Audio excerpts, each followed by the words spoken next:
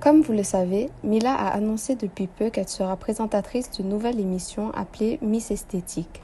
Alors que l'émission commence en février, elle a été grandement critiquée par les internautes car la gagnante gagnerait une chirurgie esthétique. Accusée de prôner la chirurgie, Mila répond aux critiques. Je vous laisse découvrir en images et n'oubliez pas de vous abonner à ma chaîne pour plus d'actualités. Je voulais vous reparler de la toute nouvelle émission Miss Esthétique que je vais présenter aux côtés de Jean-Michel Maire.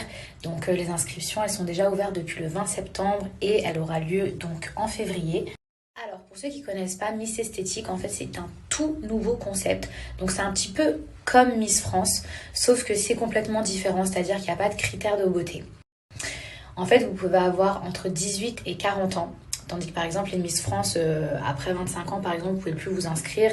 Si vous avez déjà eu un enfant, vous ne pouvez plus vous inscrire. Si vous avez déjà fait de la chirurgie esthétique, vous ne pouvez pas vous inscrire. Et en fait, ça c'est pour élire donc la plus belle femme de France, mais sans qu'il y ait aucun critère de beauté. Vous pouvez faire 1m60, vous pouvez faire 80 kg, vous pouvez avoir 39 ans, vous pouvez déjà avoir eu 2 enfants. Sachez que vraiment le casting est ouvert à tous. En fait, dans les 4 plus grandes villes de France, vous allez pouvoir rencontrer donc le jury pour passer votre casting, donc soit à Paris, soit à Lyon, soit à Bordeaux, soit à Marseille. Alors, à savoir que pour la finale, en fait, donc la grande gagnante remportera énormément de choses, mais pas que. Les 5 dernières finalistes aussi remporteront des cadeaux. Alors, si vous souhaitez participer, je vais vous mettre le lien juste ici en swipe up. Alors, effectivement, il y a pas mal de personnes qui m'ont dit « Oui, je comprends pas comment ça se fait qu'il faut payer pour s'inscrire. » Je vous explique. Il n'y a personne qui est en train de voler l'argent de qui que ce soit. Sachez que pour n'importe quel concours de Miss, il y a toujours des frais d'inscription à payer. Que ce soit pour Miss France, pour d'autres agences, il y a toujours des frais à payer. À partir du moment où vous avez payé, vous êtes inscrit. C'est-à-dire que vous n'avez plus qu'à vous rendre dans l'une des 4 grandes villes que je vous ai citées pour passer le casting. Ce n'est pas des frais d'agence ou peut-être qu'on va vous rappeler suite à un casting de... Non. À partir du moment où vous êtes inscrit, vous passerez le casting. Sachez que pour la grande gagnante, en fait, son cadeau s'élève à plus de 40 000 €. Il y a également en plus un contrat de 2 ans pour devenir influenceuse avec des marques.